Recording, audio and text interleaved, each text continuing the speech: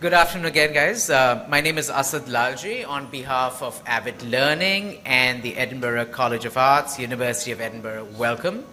For those who don't know us and are here for the first time, Avid Learning is a public programming platform and the cultural arm of the SR Group, founded in 2009 with the belief that learning never stops. We've conducted over 900 programs and connected with over 100,000 individuals. And using multiple formats like workshops, panel discussions, festivals, we've created a dynamic and interactive atmosphere that stimulates intellectual and creative growth across the fields of art, culture and heritage, literature, and innovation. A short film for a perusal.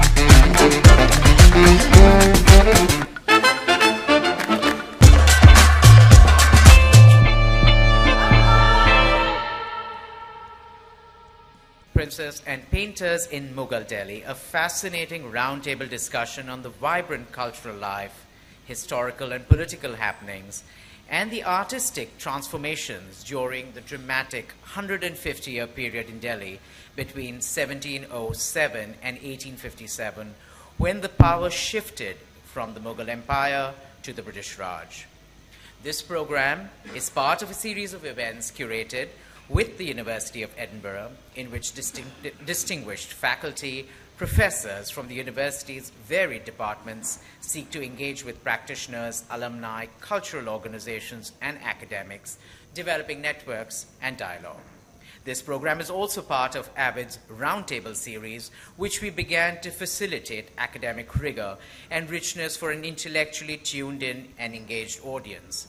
Our previous roundtables were conducted and developed in collaboration with the Israeli Consulate and the Italian Embassy's Cultural Center. This is the fourth roundtable, and it features lecturer in Indian South Asian art, Edinburgh College of Art, Yuthika Sharma, who will give you a lecture on the subject and will be in conversation with art historian Maithili Parekh. Their detailed bios have been handed to you on your chairs, so you should please refer to them. Over to you now, Maithili, for your opening remarks. Look forward to an absorbing discussion on this fascinating period in our nation's history. Thank you. Thank you, Asad. Good afternoon, everyone. Thank you for being here. We're very fortunate to have Dr. Yuthika Sharma, one of the leading scholars in late Mughal art, all the way here from Edinburgh. Thank you, Yuthika. Before Yuthika begins her talk, I thought I'd give a little introduction. The Mughal Empire, especially the reigns of Akbar, Jahangir, and Shah Jahan, conjures up images of opulence, splendor, refined taste, luxury, immense wealth, and power.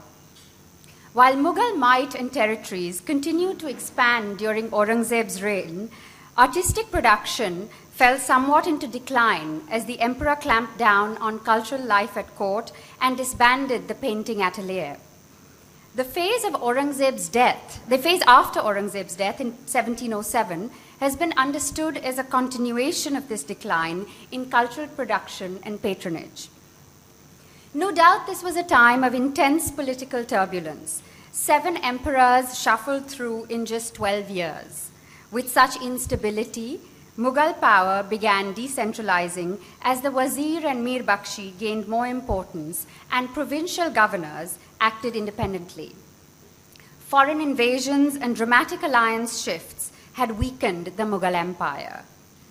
But interestingly, this tumult also paved the way for unprecedented artistic innovation and experimentation. Until recently, art historians have paid little attention to this span of 150 years, from 1707 to 1857, that significantly altered Indian culture, politics, and art. Dr. Yuthika Sharma, along with William Dalrymple, co-curated a groundbreaking show in 2012 in New York titled Princes and Painters in Mughal Delhi, also the subject of our afternoon roundtable today. Dr. Sharma's research has redefined how we understand this transformative period through a more nuanced lens. This fragmentation of power and patronage in the late Mughal period also means that our view cannot be unidimensional in understanding the imperial court as a single custodian of tradition. This was a climate where many royal artists moved away to work for Rajput courts, where they in turn brought about changes to local styles. We know, for example, that Bhavani Das found work in Kishangarh and his son Dalchand in the Marwar court of Jodhpur. By 1917, Muhammad Shah, also known as Rangila, or the pleasure-loving sovereign, revived the Mughal atelier at court. He breathed life back through the reintroduction of traditional styles of portraiture, but also new genres, literary themes, ragamalas, view of life inside the zanana, with court artists such as Chittarman, Kalyan Das, and Hunhar. Although the Mughal Empire was on the wane, especially after the invasion of Nadir Shah, this was a period of tremendous cultural and intellectual renaissance. Painters, musicians, dancers, poets, theologians, mystics gathered in literary spaces. Intellectual fervor was ripe in 18th century Delhi. Worth examining is also the reign of Shah Alam II. After the British had won major victory against this emperor and his allies, the Mughal ruler was merely a nominal head with almost no significant powers. And yet, this was a time of flourishing activity in painting. The fading Mughal court continued to assert its symbolic preeminence through the visual domain. Artists such as Ghulam Ali Khan made portraits for Alam and his son Akbar II, but also worked for the Rajput court, for example, in Alwar, created topographical paintings, as well as took commissions from the East India Company officers such as William Fraser and Colonel Skinner. Dr. Sharma has closely examined the case of artist Ghulam Ali Khan within these overlapping modes of patronage. Company officer William Fraser, who arrived in Delhi in 1806, was enchanted with India. Records state that he went native, pruned his mustache in a Rajput manner, and fathered many children with women from the village of Rania. Fraser employed a number of artists, including Ghulam Ali Khan, to capture the likeness of people and buildings in Delhi and its rural environs. These works form the well-known Fraser album, the beginning of ethnographic studies for the people of India for British consumption. This was a climate where art was produced both for Mughal and non-Mughal, court and non-court patrons. Artistic styles followed traditional convention, but also experimented with perspective, spatial and architectural drawings of Mughal monuments in European style, use of watercolors, giving the individual artist far more agency. As the Mughal Empire declined and the East Asia Company transformed itself from a mercantile organization to a colonial power, there was a parallel transition from a centralized court aesthetic into a complex and layered web of interactions within the creation, circulation, and patronage of visual culture. I invite Dr. Yuthika Sharma to tell us more about this fascinating period in India's less understood history.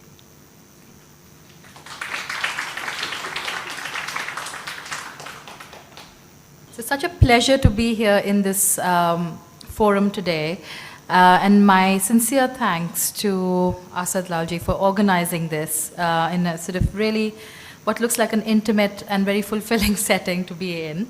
And to his team to sort of really putting all of this together for me. To Maithili for such a warm introduction and for setting the tone of the talk. The my aim really is today to be for this to be less of a lecture and more of a discussion and more of a conversation, really. So I hope to sort of highlight some of the moments that Maithili has talked about, but to really sort of also talk about some of the larger questions that really drove me to work on this period. And it has been a really wonderful journey so far to be collaborating with writers, historians, but also senior scholars and my own cohort, to be working with a group of people who are all part of this journey. So in many instances, I also reference the work of other colleagues who worked on this time period. So it's by no means just me taking ownership of this period, but actually there's a small but significant bunch of us working together. The title of this lecture today is Princes and Painters in Mughal Delhi. Is really sort of a handle to bring you into that time frame. The discussion on which started in well before 2012, before the exhibition came together. But what you might be most familiar with is the sort of worldwide publication and the Indian publication, which came out with the exhibition, which was held at the Asia Society in 2012, and specifically to bring to light, not just to sort of bring Will's and my research interests together, but also to bring to light a relatively less understood period in India's history of art. And when we really think about what are we talking about here in terms of less understood period, we can think of the high Mughal period, really, all the way from Babur, Humayun, Akbar, Jahangir, and Shah Jahan, and all the achievements that we attribute to them. And as historians, how then that trajectory has gone on to look at the Bengal school as the next step in India's art history. So it's almost a jump, I would say, from the time of the end of Aurangzeb's reign to, is a massive jump of a century and a half to the Bengal school. And we kind of are left with less of a handle on how to really deal with this particular topic. You know, are we talking about British art? Are we talking about Indian art? Are we talking about Mughal art? Are we talking about provincial rulers? What are we talking about here? And how can we really address this sort of lacuna in art history, but to really think about it from a thematic perspective as well? So for those of you who are not familiar with the start of the Mughal Empire, which is kind of the bigger umbrella scenario here, it was started in 1526 by Zahiruddin Babur, who came in from the Fargana Valley, and he was quite an interesting person because he also came from a dual heritage of Genghis Khan on his mother's side and Timur Lang on his father's side. And so very conscious of this dual heritage, he was able to sort of harness that that position to found what we know as the Mughal Empire today. But by no means was his establishment of the Mughal Empire on complete terra nullius. So there was already the rule of the Lodhis and Sayyids in place at that point of time. And he really went to all the sites that were historically occupied by the Lodhis and Sayyids, but also by other rulers, and built a number of gardens, and started his legacy of architecture as we know it today. And so on and so forth. But when we look at sort of the high points of Mughal achievement, we're always thinking of the one thing that really sort of captures and has captured the imagination of the world is the Taj Mahal, and of its creator Shah Jahan, who is known to have built the mausoleum to commemorate his departed wife. So the Taj Mahal in a way stands as a reminder of all the glories of the of artistic virtuosity, of architectural splendor. and of some sort of a stylistic integration within the arts. So it's almost like what you see in album pages, in the margins, is what you see on the decoration on the monument, is what you see on the fabric and the textiles adorning the Mughal rulers.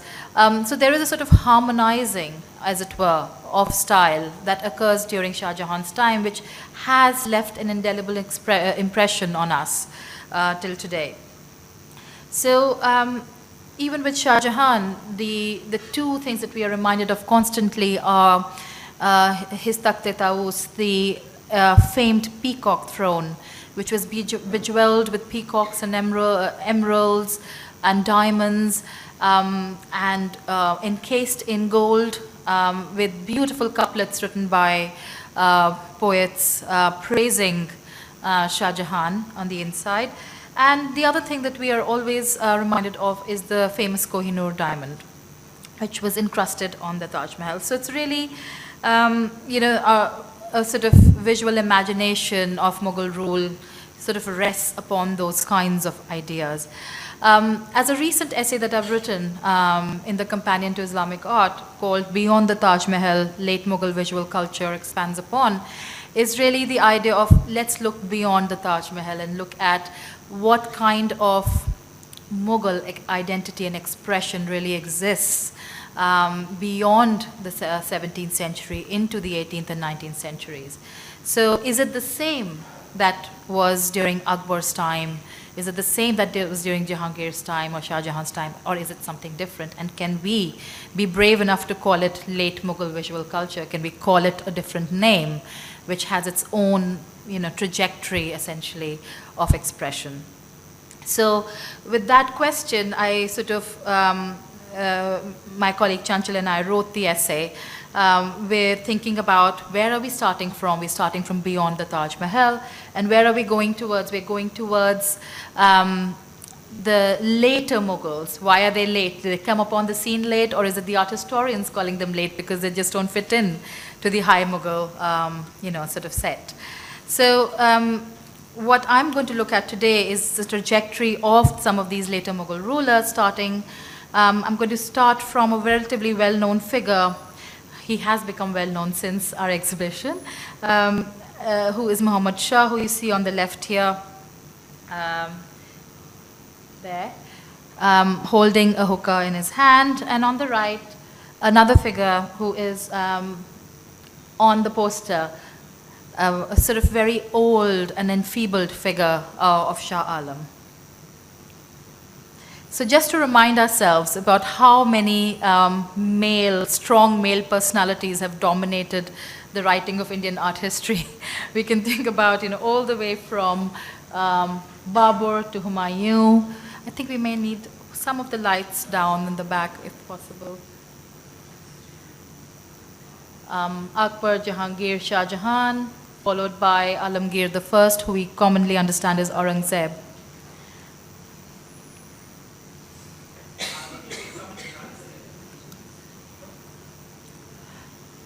Or if you don't mind, we can leave them on. That's not a problem. Yeah. Can you see the slides though?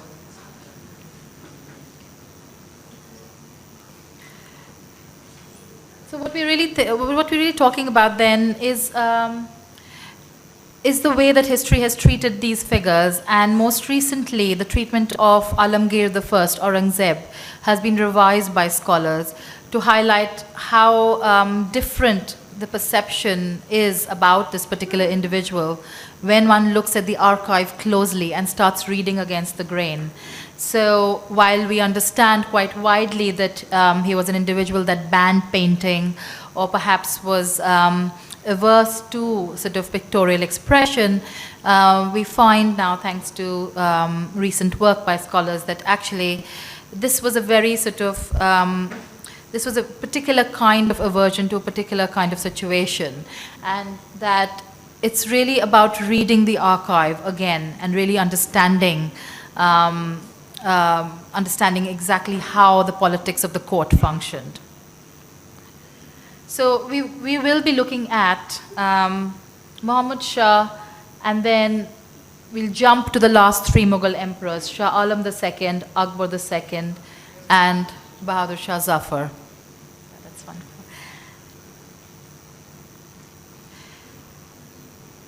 So I've just brought in this one image of Aurangzeb, and I'll call him that during this lecture because of ease of reference. Um, we see him seated on a palanquin being carried by attendants, and he is supposedly supervising. He's just dismounted. He's either finished a hunt, which you see in the foreground. His soldiers have brought, are coming back from a hunt. They're standing with their muskets lined up. And in the background, there is some military action taking place. There are some troops lining up. And in terms of visual tropes, these two ideas of the Mughal hunt and of military warfare really sum up the way imperial paintings were made. So we know that during Aurangzeb's time, he really expanded the purview of the empire to include the regions of the Deccan, to become sort of the biggest empire that had ever existed. So even under Akbar, physical expansion had not extended to that effect. But what has happened in our categorization of the later Mughals, and please don't worry about reading this, this is just to show you lots of names in a long genealogy. So it's really happened that the history and historiography of the field, the writing of history of this field has changed over time. And one of the changes that has happened is that while we're now paying new attention to what happened to the later Mughals, we're also mapping on politics. We're mapping politics onto culture in some way. So where we talk about the fragmentation of the Mughal Empire, in the 18th century, following the formation of smaller polities, we also then are quick to assume the sort of innovation at the center, the fact that the center became weaker. And it's this presumption of a lack of artistic vigor at the Mughal center, which is what my starting point was, that how do we really visualize or re-visualize the relationship between the Mughal center and its peripheries at this point of time, given that the peripheries are becoming stronger and more powerful.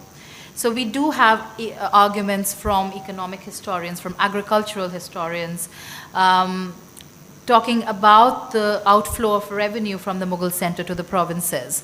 But can we then say something different about the center than just say it was in a crisis or there was a complete lack of activity in the center? And how can we then think of, can we completely take away the agency of the court as the Mughal center during this time without feeling with that kind of ease? So it's really about sort of returning some sort of agency to the Mughal court, which is kind of an interesting question for me. Whether I'm well placed to do that, I don't know. Whether it's possible to do that, I don't know, but we'll see.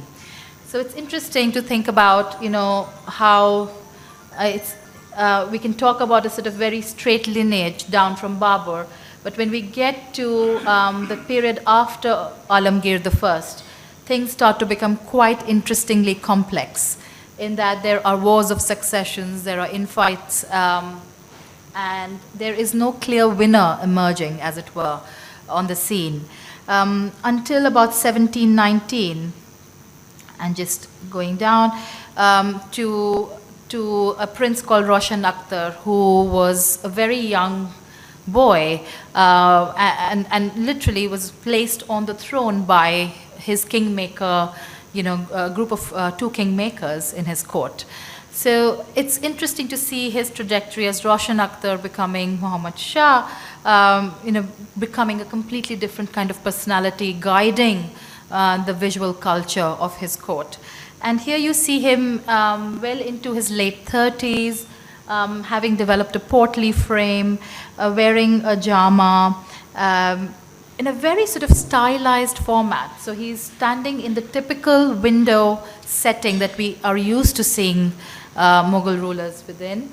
But he's also very interestingly, he portrayed with eyes with kohl in them, a sort of very lyrical posture of standing. And there's one element that's quite different from what we have come to see in previous portraits of this time period. Can anyone think about what that might be?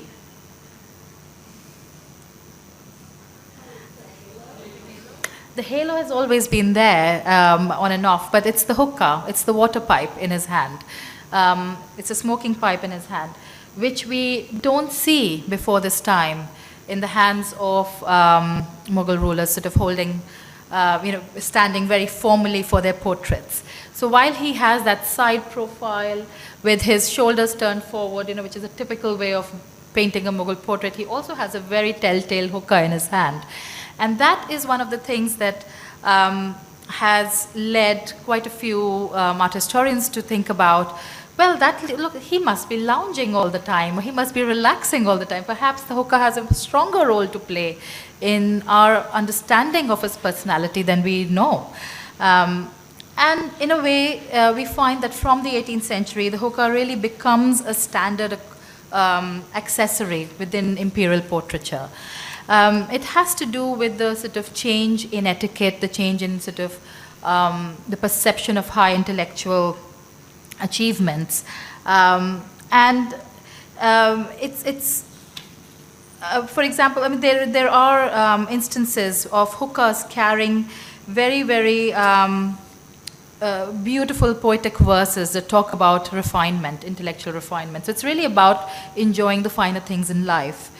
And so we know that Muhammad Shah was a pleasure-seeking king, that he loved these courtly pleasures. He loved the arts, he loved music, he loved poetry, and he loved to be seen as someone enjoying those pleasures quite a lot. He was less interested in being portrayed on horseback, having been into battle, or perhaps even some of the hunting scenes that we come across from his time period are very much about him being a passive observer than being an active participant. And one of the sort of very interesting things that we find in the 18th century is that artists are beginning to recognize that they have a legacy of painting that they're responding to. And this legacy, they think, is all the way up to Shah Jahan as well. So for example, here on the left, you have a folio from the Padshah-nama showing an elephant fight, and you see Shah Jahan in the central window here watching the elephant fight, being attended to, paying darshan to his daily group of visitors, attending to courtly matters. And on the right, you see Muhammad Shah in a similar scenario, but in a very emptied out setting. So it's almost like he's a sole person watching that particular elephant fight in the foreground. But who you see start emerging within these balconies are figures of women, that they become active watchers. They're actually watching the elephant fight, and they're being portrayed as enjoying the pleasures of the palace as well. Which is why, to me, this particular painting of Muhammad Shah playing Holi is especially interesting, because not only does it tell me something about Muhammad Shah's own interest in courtly pleasures, but actually the fact that the artist was able to somehow recognize this quality in the patron. And I find it quite interesting to think about the lack of a visible halo on the head of Muhammad Shah here. You see him standing right in the foreground. He's the tallest figure in the group. His hand holds, one hand holds a pichkari and the other hand holds gulal. And he's about to throw the gulal on to this lady in this particular group of, who's led by a group of musicians here. There's a lady playing a dholki and others singing and performing. And he's part of another group. He's with the ladies again. And, he's actively enjoying that scene. And Bhupal Singh, the particular artist who's executed this painting, has covered the entire setting with splashes of color in a very different, like a spray technique, not quite the gouache that we've come to see in Mughal painting. So it's interesting to think about what this genealogy of a holy scene might be. Why would we find this interest in portraying Muhammad Shah playing Holi? And we find lots of examples of rulers playing Holi in the Rajput courts that predate the creation of this particular page, especially Bhakt Singh of Nagaur, who was seen playing Holi with the women of the court. And it seems that, as Maithili was pointing out as well, that with the sort of migration of Delhi artists to Rajasthan, there's also counter-migration of artists coming back to Delhi for Muhammad Shah and bringing back those ideas that were prevalent in other courts.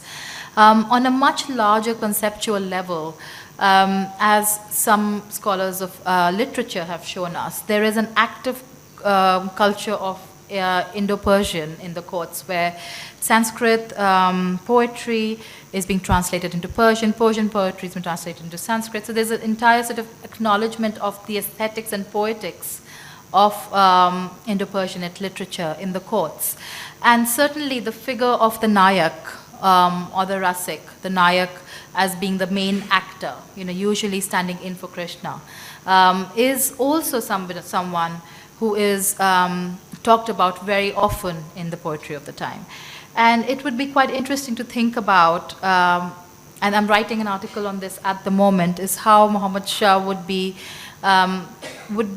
would probably see himself more as a Nayak in this scenario, to be seen as somebody partaking in the pleasures of the court. So on to slightly more somber things. One of them being really the idea that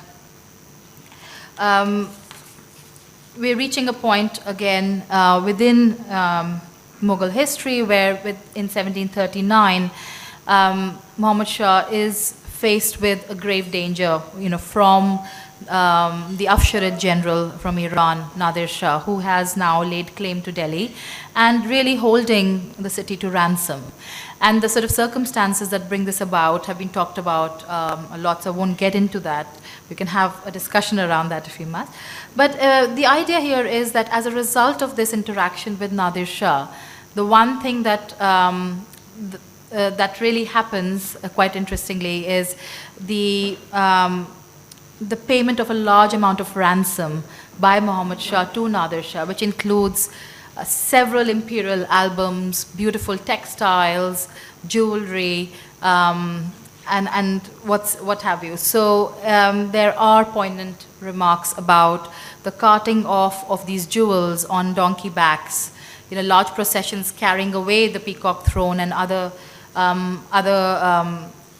sort of things from the imperial treasury, the carting off of these goods to Iran.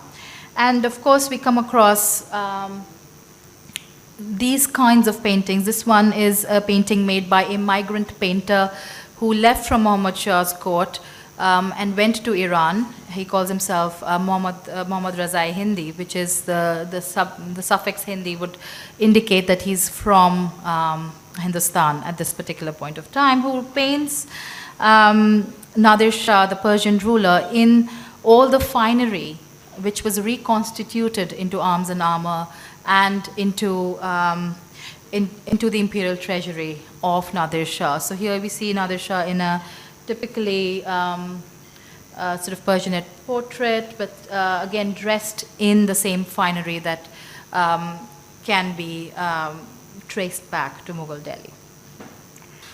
So what really happens after Nadir Shah leaves Delhi? I mean, we have accounts of Muhammad Shah's passing away in 1748, so we are now in the middle of the 18th century, and we have a scenario where, again, we have a vacuum of power in Delhi. And one of the things that we do come across again is this tussle for power, repeated raids by Afghans, but we have only in 1759, a good 10 years later, the emergence of a young prince, Ali Gauhar, who proclaims himself as king. And this proclamation, quite interestingly, doesn't happen in Delhi. It happens in Allahabad. It happens very, very far away from Delhi in a migrant court setting. And we don't have the exact record from 1759 of this self-coronation, as it were, sort of ascending the throne. But we have accounts of it that was sketched and painted later on, a few years later. So who is this individual who takes on the mantle of being called the next Mughal emperor? And it's somebody then who calls himself Shah Alam II. I won't go into why the second is, because it's again a whole trajectory of there was somebody called Shah Alam I in one of the stages as well. So, and he is in power at a time when the British East India Company is strengthening its stronghold in the subcontinent, and also he is in a position where he's lost most of his alliances, and he's now freshly brokering an alliance with the Marathas to counter the British. So it's really interesting because he moves from Bengal to Allahabad, to Murshidabad, then back to Allahabad, and finally decides that he needs to do something about this. While he's at Bengal, he is known to have engaged in a battle, infamous battle where he signs, after losing the battle, he signs off an important document called the Diwani of Bengal, which effectively gives right to the East India Company to collect, divert taxes from Bengal into the company treasury. Just again, no visual records of this particular point of time, but a later 19th century recreation of this moment, the circumstances of which are again debated by scholars about what were the circumstances of this battle being won. How was the Diwani a document which was representative of this carte blanche, sort of power to take tax? All of those kinds of things are in discussion. But this is what he is best known for. But having then lost to the British, and then he takes shelter in the province of Awadh with the Nawab there, Shuja-ud-Dawla. And his time in Awadh prior to his return to Delhi is really, really important, because this is where he starts garnering the energy to be called the Mughal emperor again. And he is known to have interacted with many artists in Awadh around this time, in Faizabad. And he is also known to have interacted with the French diplomat Jean-Baptiste Chantil and the Swiss general Antoine Paulier. And these individuals, in their interaction with Shah Alam, have almost recreated a sense of their own identity in India because of that. So we know Shah Alam, I'll come back to this moment again, so do hold this thought for a little while. But after sort of getting a bit of moral support in Awadh, Shah Alam decides to return back to Delhi in 1771. And this again is a very politically and diplomatically sensitive issue with the British East India Company, who have on paper won a battle against Shah Alam. So it's really about them allowing a symbolic action to take place. And the effects of this symbolic action, according to them, could be devastating. It could mean that they're accepting the reclamation of the Mughal throne in Delhi by Shah Alam. So they're accepting his superiority, his authority as such. So there is a lot of correspondence back and forth around this time about the pros and cons of this return. But as it happens, Shah Alam is able to strike alliances with his Maratha rivals and take their support to return to Delhi up to a certain point, after which the British say, okay, we will now support this actual return, so we can be known as the people who brought the king back.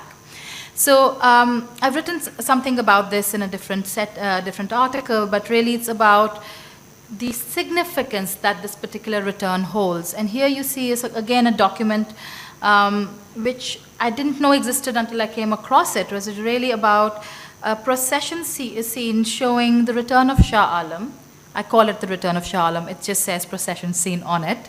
But it's basically Shah Alam and his entire coterie of the Mughal house returning back to Delhi, in a long procession along the banks of the Yamuna River, entering the fort from its eastern side, which was the ceremonial entrance to Delhi.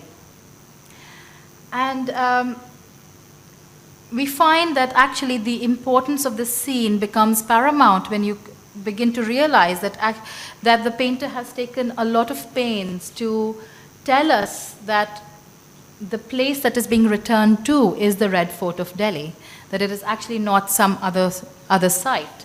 And how they've done this is they've actually labeled each and every part, they've numbered each and every part of the panorama in the backdrop, and said so-and-so gate, Qutub Minar in the backdrops, and so there is an entire sort of index with this particular painting which tells us where he's returning to.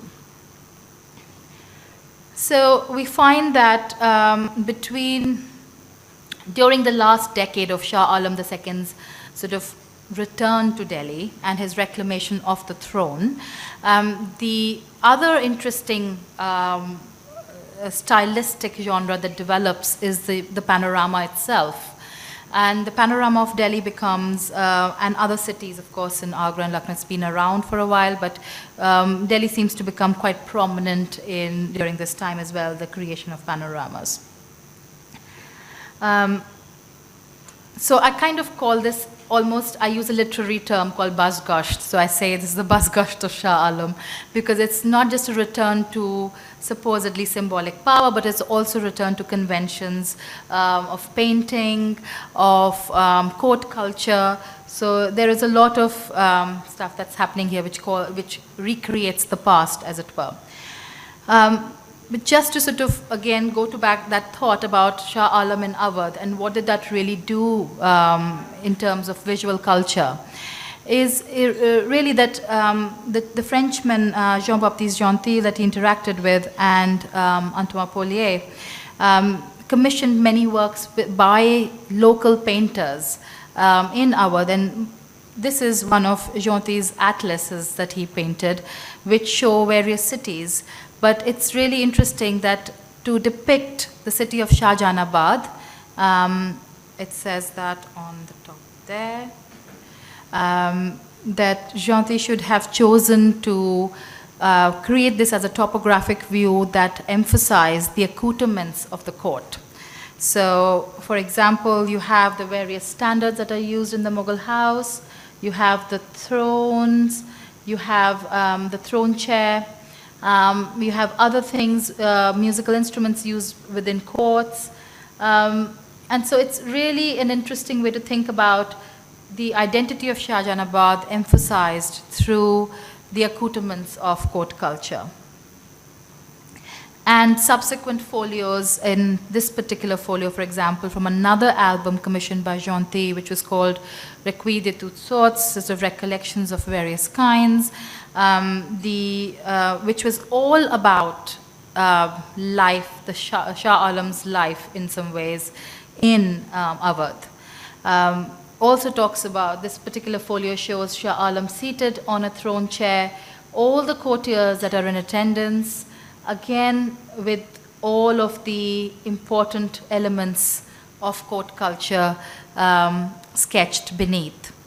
So it's interesting that much of the authority that Shah Alam has as a Mughal ruler is being created through commissions by Europeans in Awadh, who are actually sort of reinforcing that idea of Shah Alam's belonging to Delhi. So it actually serves to amplify the importance of the return to Delhi in some ways. And here is a painting which is not by a local painter, but shows Antoine Paulier. This is by Zoffany. Antoine Paulier seated in a sort of conversation piece of sorts, examining the produce of one of his estates. I won't go into the details of this particular painting because there's a lot to talk about here. But we're looking at an individual who harbored ambitions to serve Shah Alam. And this becomes amply clear to us in the period right after the death of Shuja'ud-Dawla, the Nawab of Faizabad, that Antuma Poliye then decides to actually pack up his things and head to Delhi and ask Shah Alam for employment. So he reaches Delhi and he says he's set up that particular idea of being a military engineer, or being a diplomat, of being someone who's very capable of dealing with the affairs of empire. And he goes and approaches Shah Alam II in the Delhi courts for a job, and he gets a job. So this is again, the period between 1775 and 1780 that we don't know much about. But we have letters and correspondences that talk to this particular idea of the return of Poliye's employment in Delhi. And why is this important for us? It's because it tells us something about the artists that Poliye then asked to be sent to him from Awadh. And one of the artists that he writes asking to come to Delhi to join him is Mihir Chand, who was a very well-known artist in Awadh, worked for Jonti, worked for Poliye, did many fascinating portraits. Let me see if I have, yes, this one. For example, he did copies of the British artist Tilly Kettle's portraits of the Nawab of Awadh. So on the on your left, you see the portrait by Tilly Kettle. On the right is a copy made by Mihir Chand. So we know now that Mihir Chand came to Delhi. He spent quite a bit of time in Delhi. He was accompanied by another painter and a Naqash, and he carried a roll of paintings from Awadh to Delhi with him. This migration of such an important painter to Delhi at this particular point of time has enormous implications about the way we think about the artistic culture of Delhi in this relatively lesser known period. I mean, it changes our perception completely about the kinds of paintings that are coming out of this particular time period. Could they not be the work of Delhi painters? Could they be the work of Awadh painters? Could they be the work of Mihir Chand's atelier that he sets up in Delhi? And could that mean that actually we can now look at a lot of work coming out of Awadh, but stuff that was actually brought into Delhi or being replicated in Delhi? So I've dealt with this question in a different article, but just to give you an obvious example of that replication is a work that we attribute to Jean-Baptiste Jontil's atelier in Awadh, and these are massive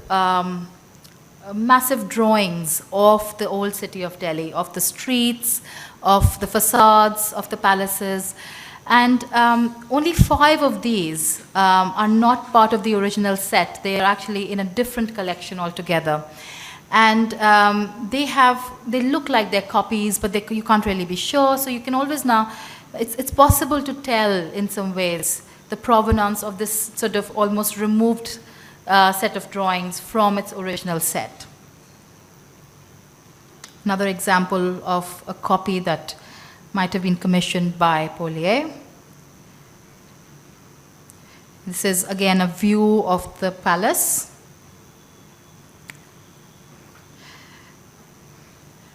So we are now in a very exciting phase of Delhi's history. Not only has the throne been reoccupied, but also artists from Awadh have come and re-energized the atelier of Delhi. And we have 2 main artists who are working with Shah Alam at this particular point, who do sign their names, and we do know that they're Kerala and Ghulam Murtaza Khan, 2 people who are constantly appearing again and again, working in a very complementary style, that they're using the same color palette, the same way of depicting the emperor, but they have very different outcomes, you can tell that one is by Kerala and not the other. So what do we make of these kinds of paintings that we see in collections that can be attributed to these two painters who set up, who were responsible perhaps for the next 10 years or so of production under Shah Alam? We get the sense that this looks like it could be a regal painting. Shah Alam is seated on a resplendent throne chair. It's a very interesting setting, but we know that the peacock throne was carted off and destroyed. So this is obviously some sort of a reproduction that came into play. And it appears again and again and again in paintings in almost exact manner. So almost telling us perhaps something about the fact that it was recreated, perhaps to recall the original peacock throne. And I've talked elsewhere about what the peacock throne might have looked like and how this is different. Again, to get into that a bit later. But these are incredibly lonely paintings. They're not sort of the, filled scenes of the court that you come across during the Mughal Empire. You have the lonely figure of Shah Alam with a white beard, wearing very sort of, holding a rosary at some point of time, wearing white clothes in this other one, having a sort of very withdrawn persona. And he's almost sort of with just maybe one or two people most of the time. So in this one on the right, he is seen almost sort of handing the reins of power to his son Akbar II. In the one on the left, you see that Akbar II, he's seated on another throne chair right next to his father, has assumed some sort of power in the court and is being attended by two elderly courtiers.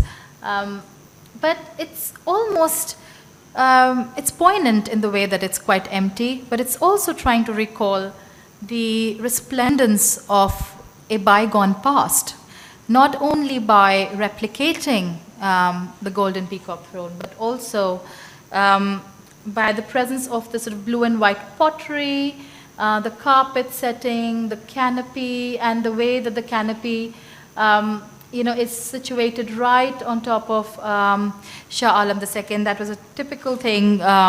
It usually had a phoenix pattern on it, which really identified the ruler as an important personality, again, a Persianate frame. And then, so we have loads of things, there's lots of detail in these paintings that really tell us the painstaking way in which artists were trying to resurrect Mughal identity at this point of time. But if one really goes into the sort of actual analysis of what is really happening with this particular throne, we see that actually it's made up of two elements. It's made up of, on the top, an element borrowed from the marble throne in the Red Fort, where this being here. So the same sort of Bangla-shaped roof, and the three sort of bays are modeled on the Machi Bhavan palace in Agra, where you have that the tri-pattern of the openings. So it is definitely some amount of forethought put into the architectural design of this particular throne, and it really tells us something about this creation of a new identity of Mughal presence that brings in together what's happening in the past. And of course, following on from this, Akbar II is seen as an old man here as well, and we are well into the 1830s here.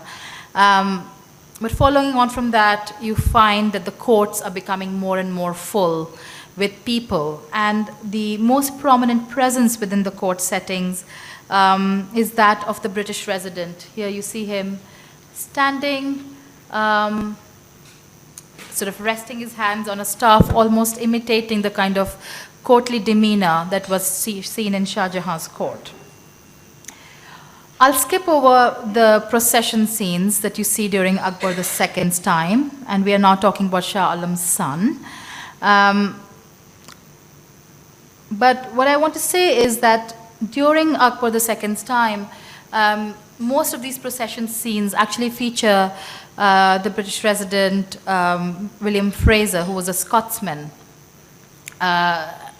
quite prominently in the procession scenes. And his records tell us that he was bored to death of attending these processions, and he was also extremely scared to attend these processions because they were also known to be, they could have become violent at any point of time. But that Akbar II retained the practice of these biannual processions precisely to create or recreate or reinscribe Mughal presence in the city. So with the act of procession, actually going on a procession, one could then confirm to the public the visual presence of the emperor and get that sort of confirmation from the public as well. I haven't talked about Ghulam Ali Khan and my favorite painter, but just to end in the last few minutes of the talk, to talk about what is the stark change in the painted format that really happens with William Fraser's patronage of painters like Ghulam Murtaza Khan, Ghulam Ali Khan, and others who were previously employed in Akbar II's court. So we find a format now completely devoid of any background and a greater effect on portraiture. This is a logbook that was kept by Fraser, which shows villagers and his munshis on either side, and each of these villagers and munshis are, each of the villagers are named with the taluka that they're responsible for. So this really highlights some of the sort of political angles of William Fraser's life, where he was responsible for actually collecting tax in these little talukas. But also the paintings that were produced for him were more of a personal nature that really idolized the villages that he was traversing in. One of the villages was Rania near Hasi, where he was responsible for actually adjudicating the amount of land tax that village was due to the village. But also, Hasi had a very interesting placement in that it was on the sort of apex of the Delhi region, bordering Punjab and Haryana. So bordering Haryana as well. So it was a border village. It was a transition town. And it was really important for Fraser to be situated in these transition towns because he was responsible for inscribing borders, tax borders everywhere. But he is known to have fallen in love with one of the village women who features very prominently in these paintings, and also that she fathered, she was the mother of many, he fathered many children by her. Just going over some of the works, and this one, again by Ghulam Ali Khan, this particular set. On the left is a money lender, and on the right is a folio from the Alwar Gulistan, which was created in the fringe Rajput court of Alwar when Ghulam Ali Khan was situated there. And what he's really doing is bringing two kinds of stylistic trajectories together. One which is based on his experience with architectural drawing. So that's the Baoli of Nizamuddin in the back. And in the front is a scene where a pupil is instructed by the teacher from the Gulistan. So he's literally marrying topographical drawing with historical narrative. I want to end with this one picture by Ghulam Ali Khan, which is of the Qutub complex, and this is in my article Beyond the Taj Mahal as well, which is really about a view taken from, derived from the set that Thomas and William Daniels had done during their travels in Delhi.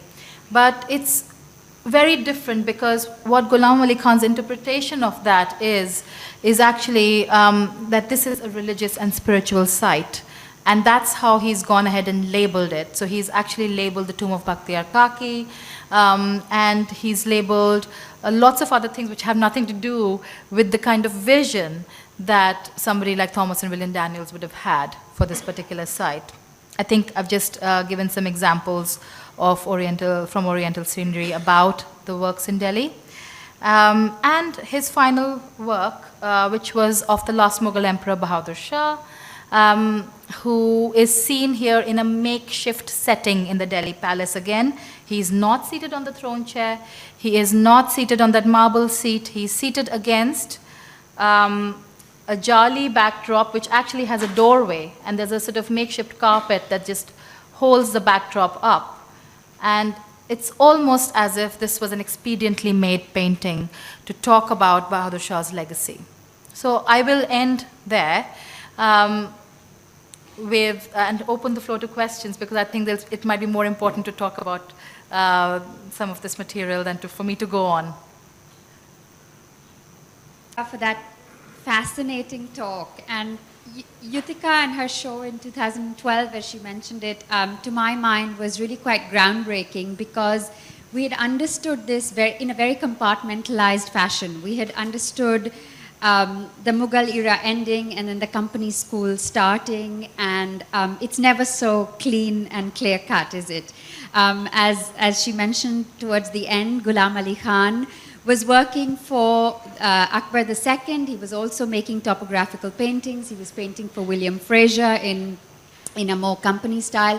And so we see these networks were really quite messy, quite ingrained, probably led by circumstance, patronage, movements of artists. So thank you, Yuthika. That was really a fascinating talk, and clearly a lot more work that can be done in this area which you have been pursuing. I want to go back a little bit, just to start with Alamgir or Aurangzeb.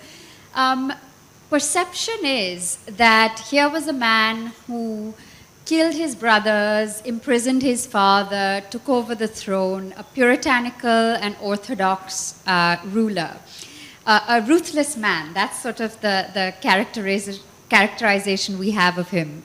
But new scholarship, as you alluded to, is sort of making us rethink Aurangzeb. So can you tell us a little bit more about that? Yeah, I wanted to say actually before even going on to that, what I didn't end with, which I thought I would end with, is to say that the boundaries are very messy, that it's actually not clear to us in this point what is Mughal art and what is company art. But really, it's about reinventing, the burden of reinvention is on the artists in this particular time period, which is really exciting because it's artistic agency, which is really creating the visual culture of this time. And as far as history and historiography goes, I mean, obviously, Aurangzeb's perception has been colored by Jadunath Sarkar's initial 1920s treatment of him. And since then, there have been some authors, especially Catherine Schofield, for example, who has written a very lovely article called "Did Aurangzeb Ban Music?" and has really looked at how to read the archive against its grain, and then recently a book by Audrey Trushke, which talks about Aurangzeb, man and myth. So I think there's a lot of interesting work that's happening on Aurangzeb. There is work on his architectural commissions because there's less evidence within painting as well. So there is a whole range of material that we can access now to really rethink what is the kind of myth that we create around personalities because of the kind of evidence we are faced with at different points of time. Which is why I try and be very careful about not creating too much of a myth of personality, really, because I think that's, as art historians and historians, we tend to do quite easily. And how can we not, right? So it's, yeah, so I think definitely, I think that has changed.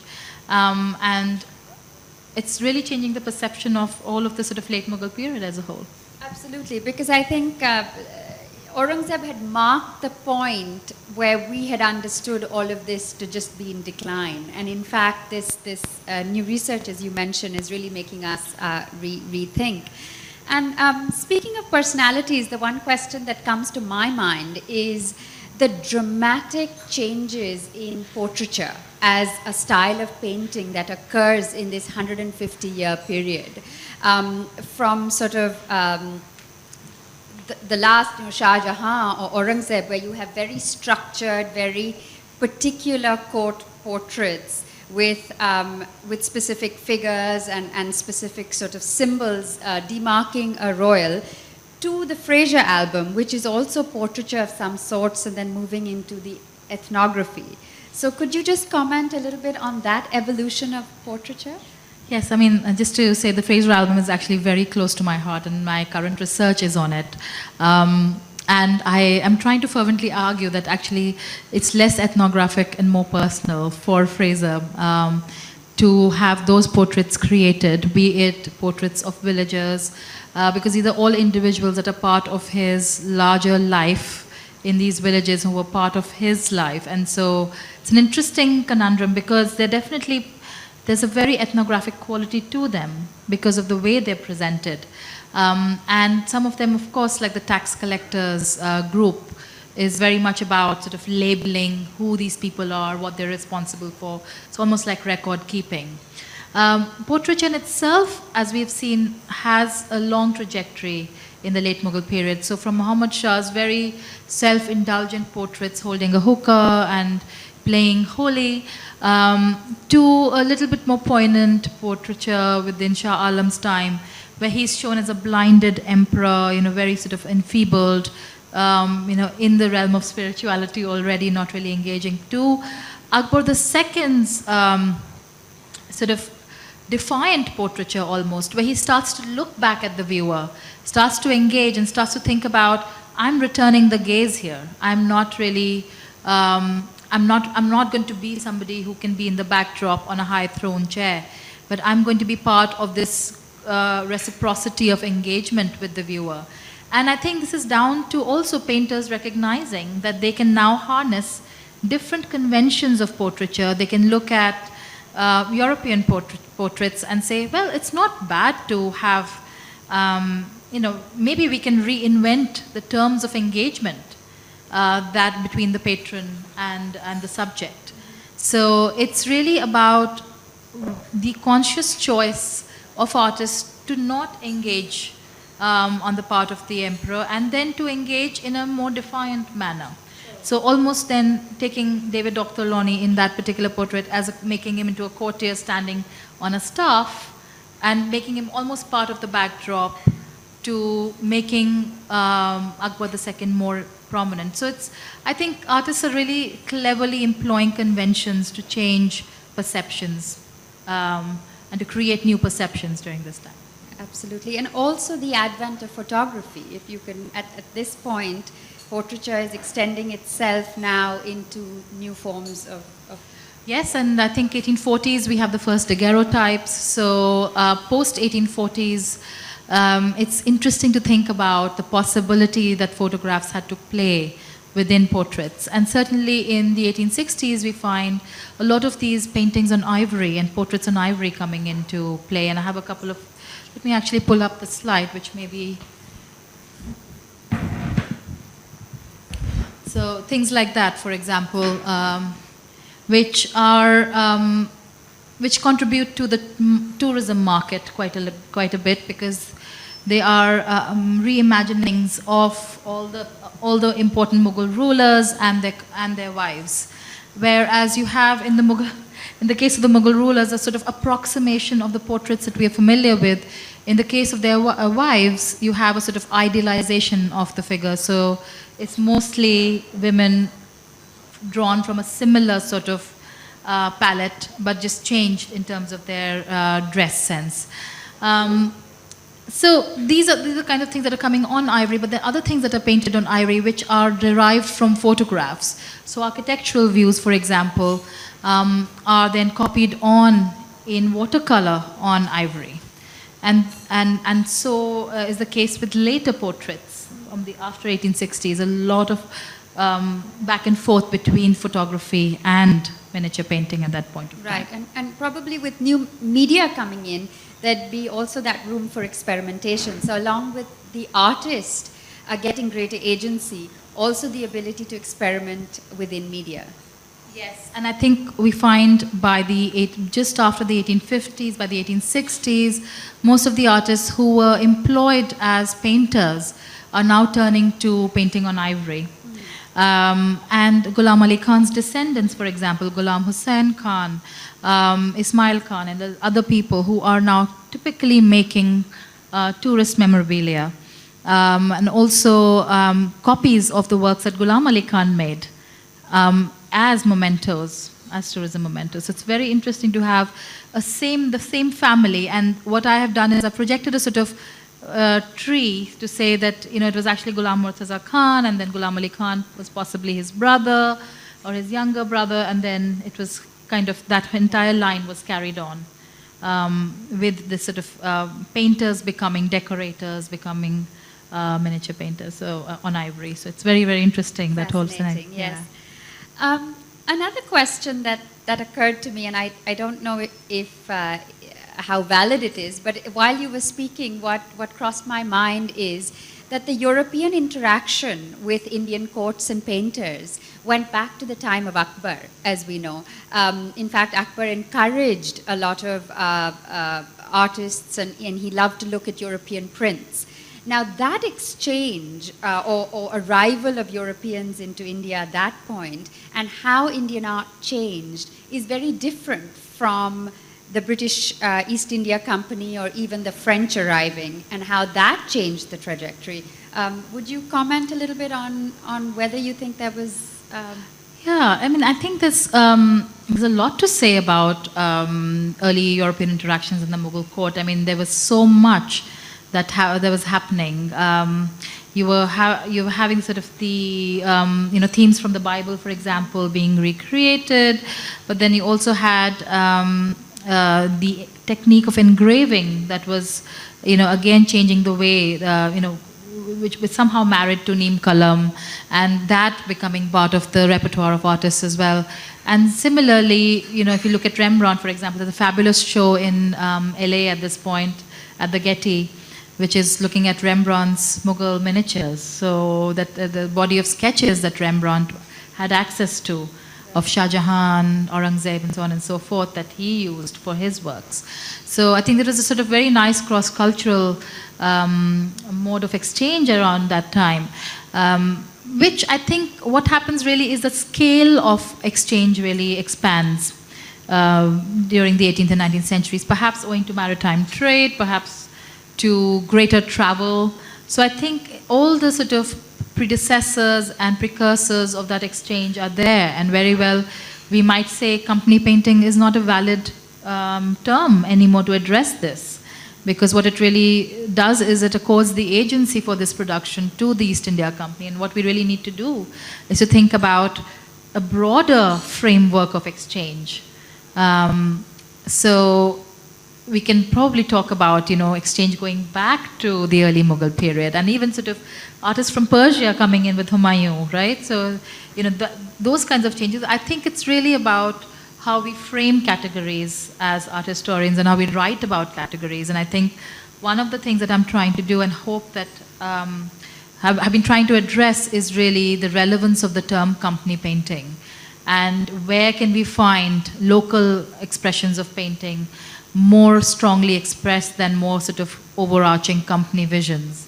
So how that balance really shifts. Yeah, no, absolutely. And so, I mean, going back, as you said, with Humayun and Persian painting, and then with Akbar and the European influence, those were still relatively centralized courts where there was a certain amount of control. What's interesting, I think, about the phase you've talked about, late Mughal, is that this was a very fragmented period politically, and therefore the European influence was also multidimensional, and it went in different directions. Absolutely. I'd love at this point to just open it up to the audience and to have a discussion. I welcome comments, questions. Sure. So, hi, thank you so much for the fascinating talk. So, when I was looking at the reign of, when you were showing about Muhammad Shah Rangila and Shah Alam, I mean, it looked all pretty and nice, but the political backdrop was quite horrific. And, there is a reference when, Abdali sacked Delhi about how a contemporary account states that not even a washerman's donkey, a dhobi ka gadha, was left in Delhi at the time. And then, Shah Alam comes and he was horrifically blinded by Ghulam Qadir and, all the atrocities carried out. So my question is, in this time when, everybody was invading Delhi, looting Delhi, the Marathas, Rohilas, who was the patron? I mean, who had the money to commission art and painting and all? So, that's absolutely. So, one of the things that we do as art historians is we're trying to look for clues about that and to say, listen, this is what we have. Does it have a courtly patronage? Most likely not. If it's something else, could it be merchant? Could it be, what are the sort of ways to think about patronage at this point, a particular point of time? And that's why I sort of, I alluded to that vacuum at various points in Delhi. With Shah Alam, it's a really, really fascinating history because despite his blinding, and that's also talked about, I mean, the other archive that really strongly emerges is the poetic archive. So all of the Urdu poetry that we get around this time talks about, references to the lack of patronage in Delhi and how horrible it is for poets to be in Delhi, and wouldn't they be much happier in Awadh, but they can't leave Delhi because they're in love with the city. All of that, and the Shera Shob literature, talking about cities and life. So it's really about trying to find clues elsewhere. And for example, Sauda has this very interesting line about Shah Alam saying he's like a peacock without the crown. So I think his perception is not as grand in his own circles. But what is really interesting is that the painters are working really hard to put up a brave front and to create some sort of very positive impression about him. So, which is again a very interesting way to think about the legacy. So, we know that coins were struck in Shah Alam's name, that he had a treasury, even though it was very fledgling, and that Ghulam Qadir walked off with a lot of money, but did leave some behind. So, if we could ever find more evidence of how the money is moving, then I think we'd be very rich art historically. But yeah, to be continued. Yeah. Also, this is conjecture, I don't know, but at this point, we know a lot of artists were constantly moving in search of work and went off to other satellite courts and Rajput courts all over. Perhaps there was a back and forth. I think sometimes we think of it in just one direction, but having worked through generations for the Mughal court, they may have gone away and come back when patronage, as Yutika mentioned, when Muhammad Shah Rangila came in, some of them came back.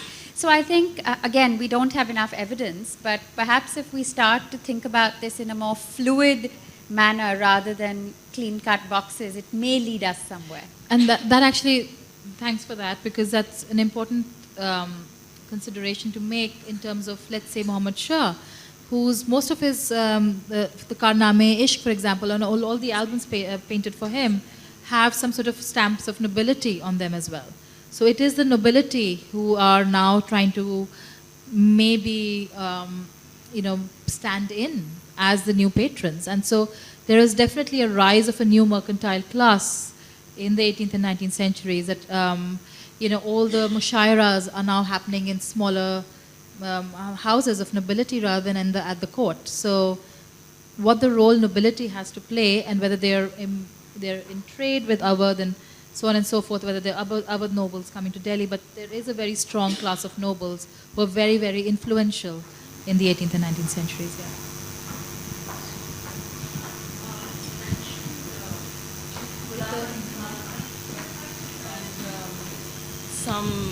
Maybe someone was his brother.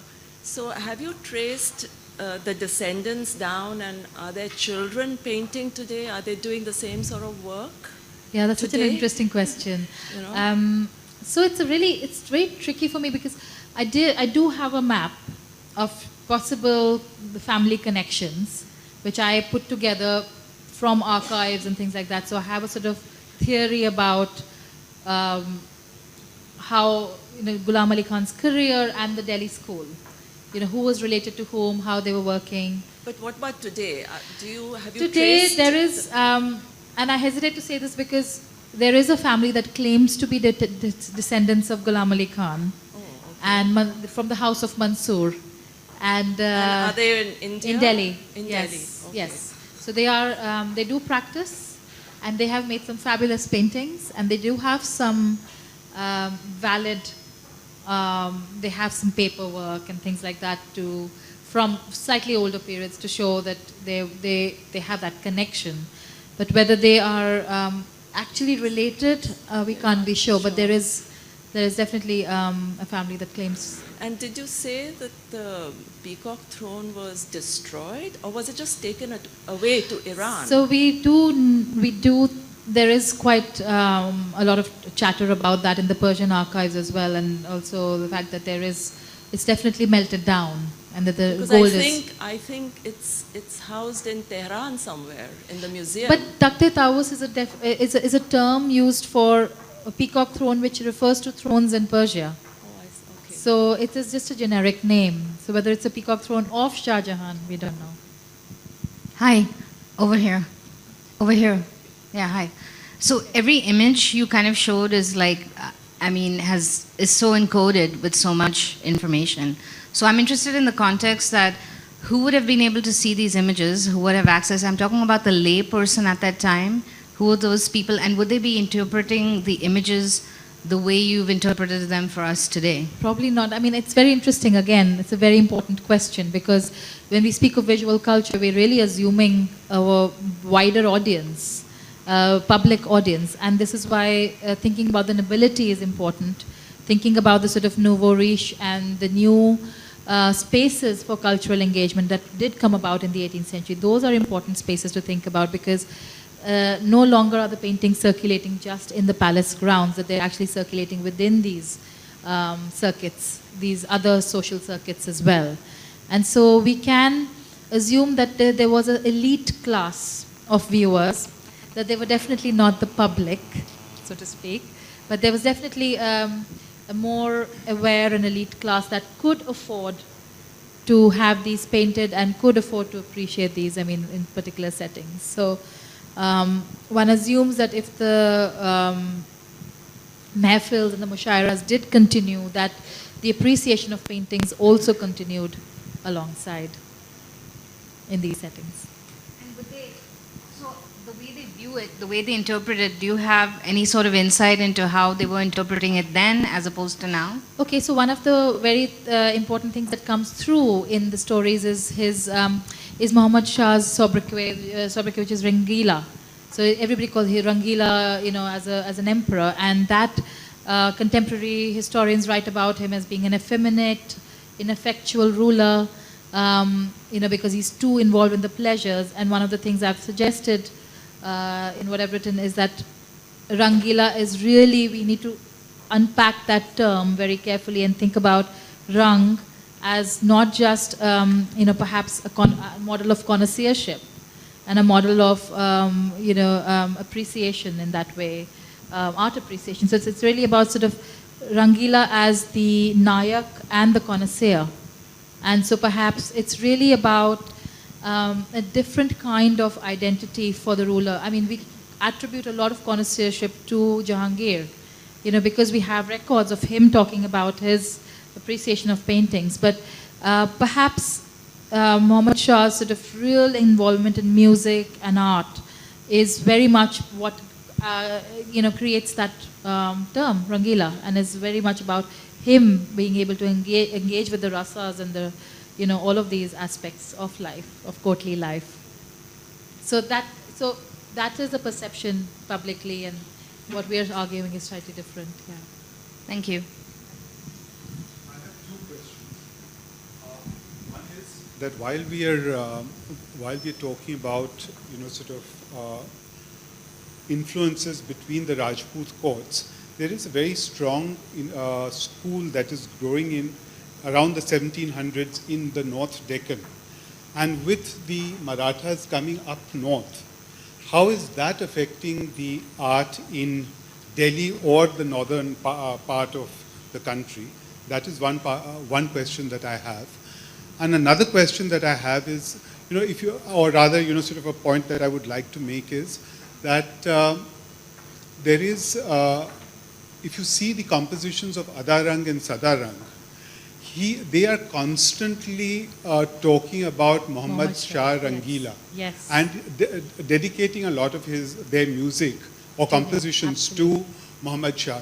So how would you explain? I mean, I would love to get some kind of sort of information on both these points, please. I mean, these are both very important questions, because I think the Maratha connection to Mughal art, I think it really needs to be explored a bit more carefully and more.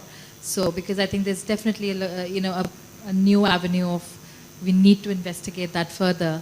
I have only gone as far as to look at Nana Fadnavis and his collecting habits, to see, he was collecting Mughal material, to see where that fits into the picture. But really how it really changes, because I think in the 1820s and 30s, we have a lot of sort of Maratha-like interpretations of Delhi subjects. So it's really fascinating. I would love to know a bit more about that and work more on that. As far as the Khayal genre, which you're referring to, Adarang, Sadarang, instead of, and we used actually one of the ragas in the exhibition as a backdrop as well. Catherine Schofield, again, who's a music historian, has written about that, and really the development of the genre. Why, to me, what is really interesting is how they constantly reference in the refrain, Muhammad Shah Rangile, Muhammad Shah Rangile. And we have the Bhim Sen Joshi version of that as well, which is fantastic. I think it just goes to show that actually there was a very strong cultural presence of the persona of the emperor, within artistic circuits. That there was definitely, he was a model in some ways for I would say, cultural expression, expressive culture rather than. And perhaps this is what we need to find out more about in terms of. I'll ask another question, and that is, why is it that Muhammad Shah has, he has himself depicted as having sex with saying it's not one, Yes. there are 3 or 4 Yes. known portraits. Yes, I mean, some people have set out sort of theories why he does this. But could you throw some light on this? So actually, I've had a lot of time to think about it as well, and it seems like just the mentioned about the sort of connections with Bhakt Singh of Nagaur, with the holy scene. There is a proper precedent for these sort of so-called sex scenes within Udaipur and other Rajput courts of the emperor engaging. So I think there's definitely a visual trope here that he's replicating. And again, the idea of the Nayak, being part of, I mean, you can talk about different, sort of ideas of the Nayika. We have 32 shades of the Nayika, Bheda, etc., all that. So the same sort of ideas of, where the role of the Nayak fits in. We can always look at those kinds of examples, and plenty of examples. Koka Shastra in the Deccan, for example, this whole entire sort of depiction of the Koka Shastra is there in the Deccan.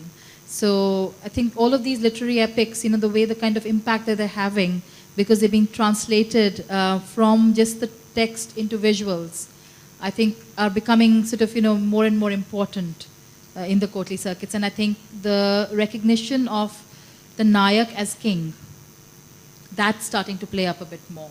That happens a lot with earlier rulers as well. However, it's not been looked at as much. So can we call this a greater indigenization of the Mughal court? I don't think it's just, I don't think it's complete just to call it that. I think it's more complete to call it sort of, it's almost like an artistic appreciation, I would say.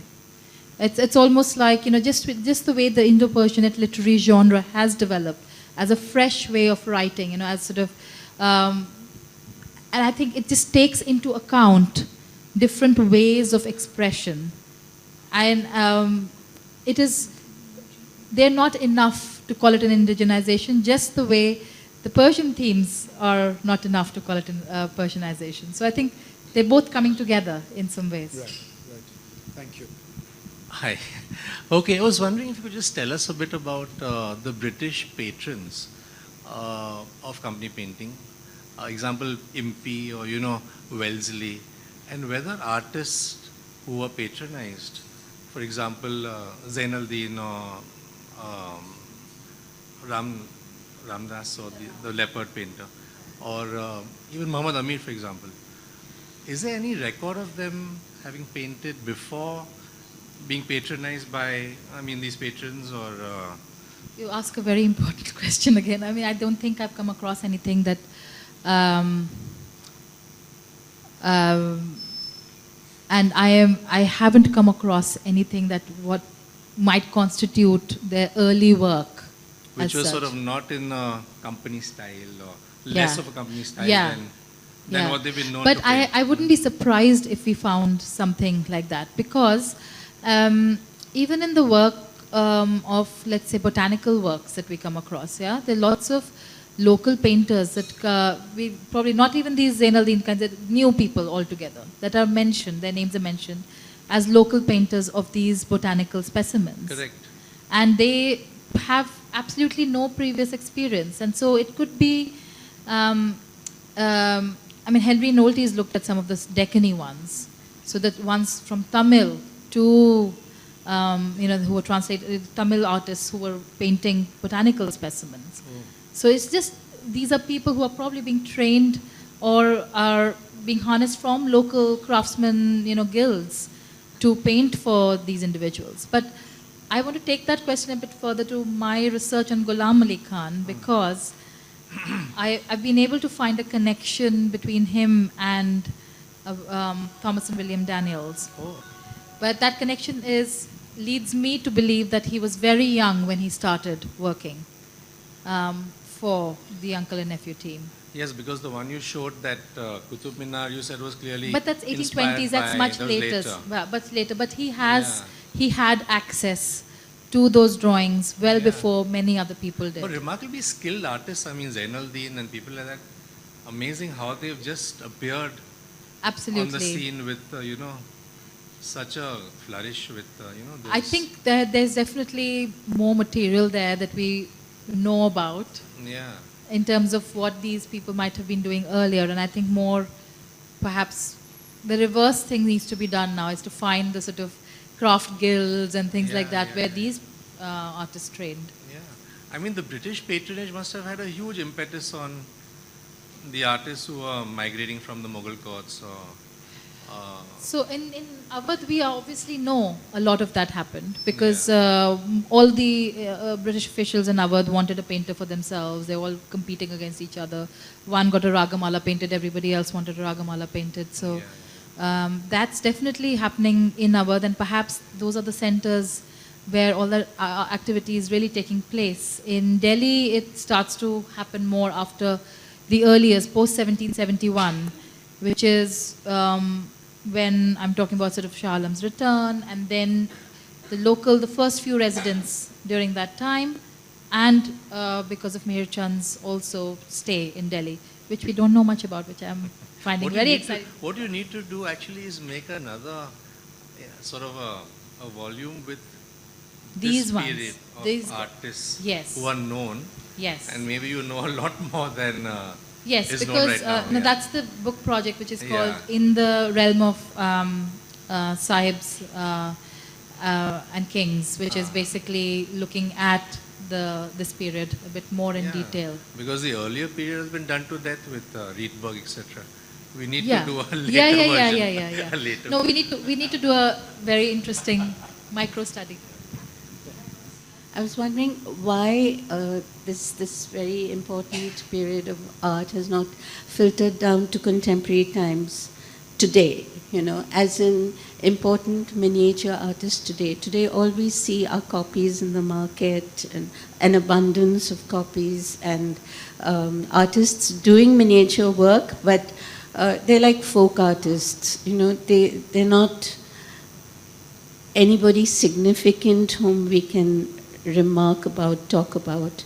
That is one. I was wondering why it has not filtered down.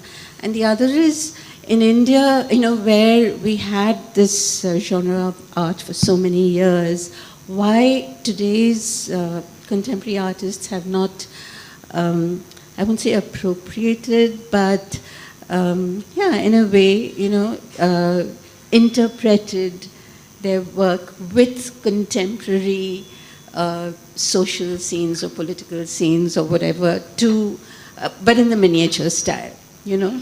So not talking about the Maharajas or Shahs or whatever, but talking about the important historical figures today. And why that is not happening today. Like in Pakistan, you have Shazia Sikandar, you have Saira Wasim, you have Aisha Khalid, who's taken off in a different way, but they all have imbibed this beautiful style of painting, and they are interpreting it in their own ways. Why we don't have this in India, I wonder. Except for, you know, Vasvo. Do you know Vasvo? And he's got a folk artist in Udaipur who kind of interprets what Vasvo conceptualizes. And they do it in this miniature style. But it's more like a cartoonish version. It's not really miniature. It's more like their own take. So I'm wondering why it's not vibrant today. I think probably you've answered your question in some ways yourself, but I mean, I think there's a lot happening today, though. I feel like there's a lot happening. I mean, from Pakistan's perspective, obviously you have the establishment of the art colleges and the National College of Lahore. I mean, the Lahore Fine Arts College is the one which, you know, all the people who studied there, you know, have fascinating works now, right? So it could be a pedagogical question, perhaps, to think about.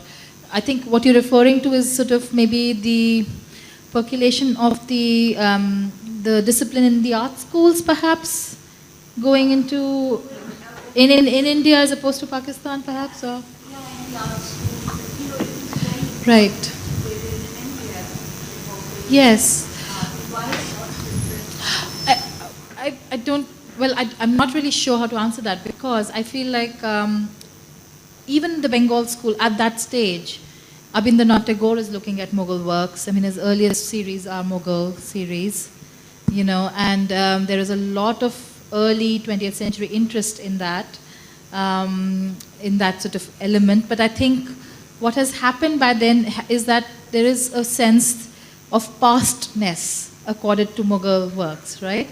There's sufficient ways to think about in that. I mean, artists are thinking already of this is in the past. We are doing something new. So we are breaking away from this. Yeah, so the present is also appropriate to things from the past, whether it's absolutely, yes, yes.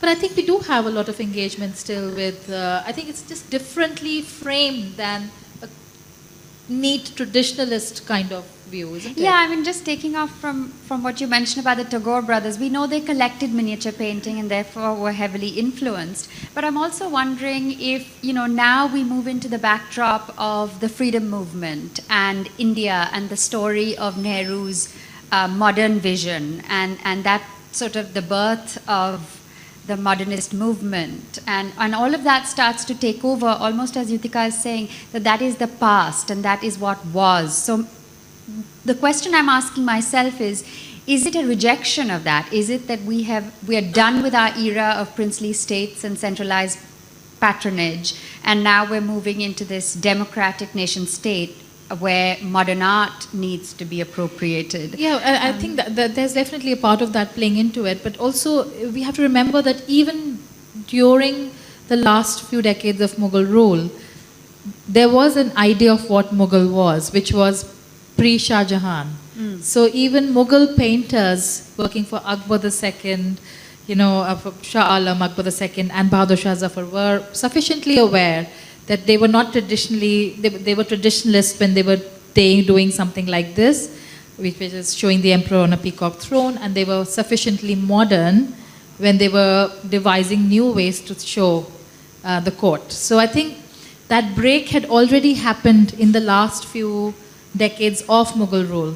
And I feel like even when the 1903 and 1911 exhibitions took place, the Delhi Darbar exhibitions, as they were called, there were works by some of the masters of Mughal painting, but there were works by Ghulam Ali Khan on display as well, because he was now being recognized as the new artist, you know, who was doing something different. So curators at that point, had also started recognizing that we are moving ahead from the times. So I think that movement away had begun quite a bit earlier. Yeah, and just the idea of patronage in the market again. So I think, one can argue that even our modern artists, Raza or Hussein, were deeply influenced by the art of the past. And then the market sort of changed its tastes and views, coming sort of closer in time to us. I'm talking the last sort of 50 years or so. But I feel there's a reclaiming in the contemporary context. You mentioned Vaswo or Desmond Lazaro, or I would even argue that Dhruvi's work here has a fabulous contemporary artist whose work I think, I don't know if she agrees, but I think takes a lot from miniature art. So I think there are revivalist schools, there are contemporary artists who are looking to the past. And I think some of it is also just a function of the market, because after the Antiquities Law in 1971 came in, the collecting of art of this period sort of almost went underground and then had a bit of a fading spell, which I think is starting to resurrect itself. People are interested in the historical objects of this period. I don't know if I'm answering your question, but I'm sort of bringing it into the contemporary context.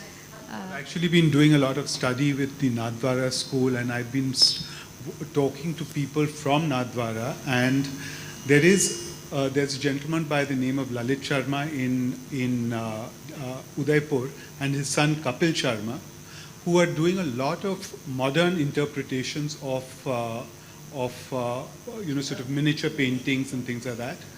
Plus, Reva Shankar Sharma did a lot of modern interpretations. And there is Shami, who is the son of Banuji, who is also using who's using elements from miniature painting to contemporize his art. I mean, he's using contemporary art and elements from that's right.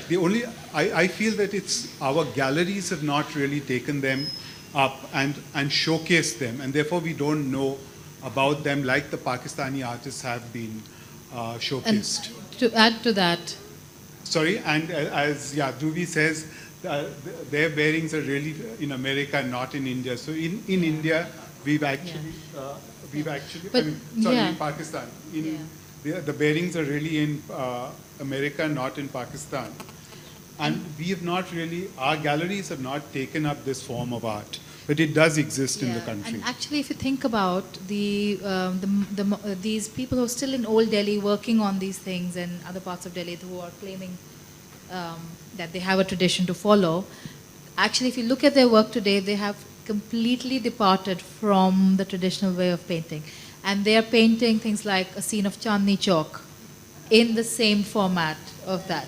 So they're doing a lot, but I don't think they have any recognition whatsoever of what they, from Kyoto. So I think, I think you're talking about sort of a larger sort of, what became bazaar art. That was the problem, that most of Mughal art, craftsmen then became ivory miniature painters and were absorbed into the bazaar market, which is the quick tourist market for the British, which obviously led to a different trajectory at that point of time. And those are the same guys, if you can find them, they are now doing something different. They're aware that that itself has a thingness about it. So, we can call it video. Hi, I was just curious, to piggyback on what she was talking about earlier about the culture of commerce during the time. I was just curious about if an artwork were to be sold outside a commission or a collection, how might it have been done, and why would it have been done? That's a very interesting question again. I can give you an example of Colonel James Skinner, who was a sort of Scottish, half Rajput officer based in Delhi. Again, somebody who became prominent by himself with his own dealings. Also was desperate to get Ghulam Ali Khan to work for him.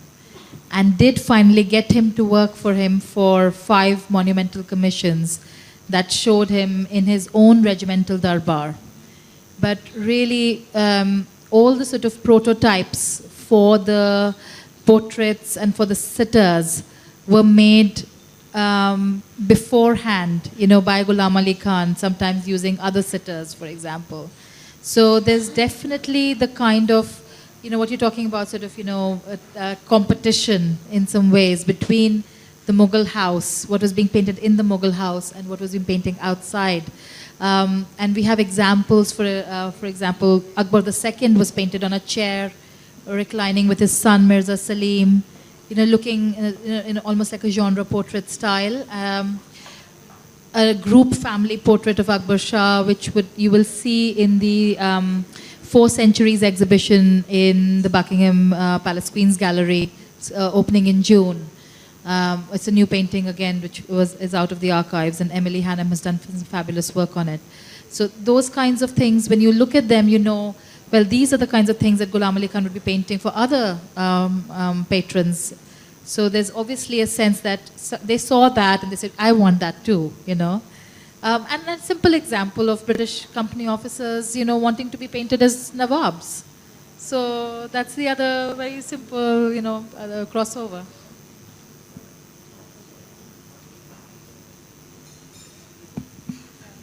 If I could, I think Shilpa Ben has left, but I just want to make a plug she informed us that later this year in December, the Tapi collection is going to have a company school exhibition at the Prince of Wales Museum at the CSMVS. So it'll be a great opportunity to see some works from the collection, which she mentioned includes Ghulam Ali Khan's work, as well as pages from the Fraser album. Thank you, everyone, for joining us this evening. I'm Amrita Sadarangani. I'm the Regional Director of the University of Edinburgh's South Asia office, which is based here in Mumbai. We set this up in 2010 to extend the university's engagement with India, and the South Asian region, which has been a very long and historic one. For over 250 years ago, we had the first Indian graduate in 1876, and we've had the UK's first Indian Student Association. I'd like to invite Professor Ed Hollis, who's the Director for Research and Knowledge Exchange with the Edinburgh College of Art, to say a few words about why the Edinburgh College of Art is here. Yuthika, Ed are part of a 4-person delegation from the College of Art, and we're partnering with AVID, where all the 4 of them and their expertise will be showcased over the next 3 days. Yuthika's was the first. Ed is speaking tomorrow at a discussion entitled The Secret Lives of Buildings. It is as exciting as it sounds. And there'll be a creative music workshop at the Quarter on Saturday morning. But over to Ed for a minute. Thank you very much, Amrita. I hope that's not too loud. And thank you very much indeed, Utica. It's always the nature of university life that in order to find out what Utica's really doing, I come to Mumbai and hear a talk here. And it's absolutely fascinating to hear about this kind of, as you say, this kind of extraordinary kind of afterlife in some senses of Mughal art. I found particularly interesting from my own point of view, I was trained as an architect, is the appearance of all these urban views and topographical images, particularly of Delhi. It's like the image of the city becomes into focus the more obsolete the city becomes in this kind of curious and beautiful way. And it was fascinating to hear the discussion moving to the continuity or not of those traditions in contemporary India. The one example that struck me were the drawings of Balkrishna Doshi, the sort of urban panoramas which use these aperspectival effects of kind of particular sorts of miniature paintings as a way of continuing an Indian tradition or in the contemporary world. I'm here merely to sort of contextualize what we're doing. It's wonderful for us to come to India. There are 4 academics here from Edinburgh College of Art. There's Utica, there's myself, with 2 hats on. I'm Professor of Interior Design, which is basically about how you ruin buildings. So if you come to the Secret Lives of Buildings tomorrow, you'll find out exactly how people like me ruin architecture. And that's what I'll be talking about. And then Andrew O'Connor and Yati Durant, who are also speaking with Avid on Friday, are... Do I mean Friday? Yes, I can't remember. It's terrible. I've completely forgotten. Are both working with sound in very curious ways. So Andrew is an animator, but an animator who always starts with sound. We were having a long discussion yesterday about Bugs Bunny and Roadrunner and whether they start with the music and end up with what you see or the other way round. To imagine those cartoons without sound would be a curious world. And Yati is a composer of film music in particular, and also, and as I discovered last night in the wild and various world, in a bar in Bangalore, an extremely accomplished jazz trumpeter. So that is what's going on as well. And if that is anything of an illustration, it's of what Edinburgh College of Art might be. It's a curious beast. We've got 5 different subject areas. There's art history, there's art, music, design, and architecture and landscape architecture.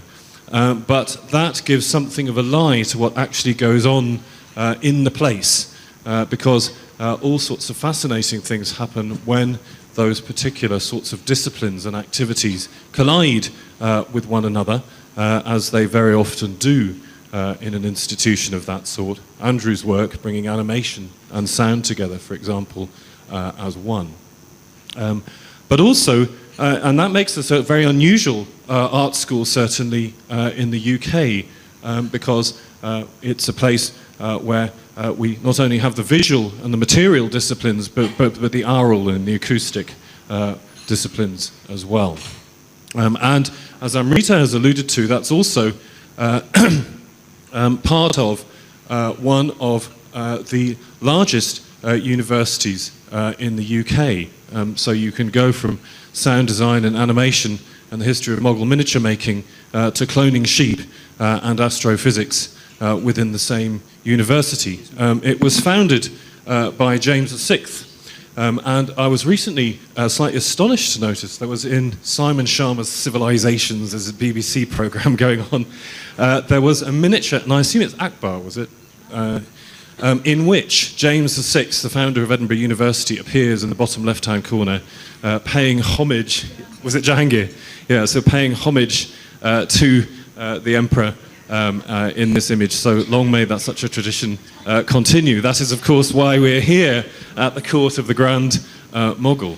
And we have a long tradition of engagement with India, with Indian students, in all sorts of delightful and fascinating ways. Last night, I was talking to a student who is of finance, and I thought, good Lord, how am I going to find something to say to a student of finance? But it turned out that the reason that he'd come to Edinburgh was to learn how to finance a business that he'd been running, which was to do with creating green energy, and was producing all sorts of extraordinary design products in Bangalore. And it again illustrated to me the potential of bringing different sets of ideas and things together. So we've been meeting students. We've had a fascinating few days already visiting different art and design institutions, and that's going to be continuing over the next few days as well. And also hopefully meeting alumni, because it's always fascinating to hear what people remember of Edinburgh, what they don't remember, what they care to forget of Edinburgh, and the impressions that they take away with you. So thank you very much for having us all here today, and thank you very much for your talk and contribution. Thank you, Ed, and a quick but formal and very, very heartfelt thank you to Asad Lalji, with whom I've had some amazing conversations over the last several months, for all his ideas, his support, and to the Avid team for delivering a fantastic series of 3 events, of which one is just complete. Thank you also to Maithili for joining us today, and very much to Yuthika. For me, this has been a wonderful learning experience. And thank you also to our fantastic audience for joining us today. Your engagement, your conversations have made this a truly wonderful experience for all of us. Thank you.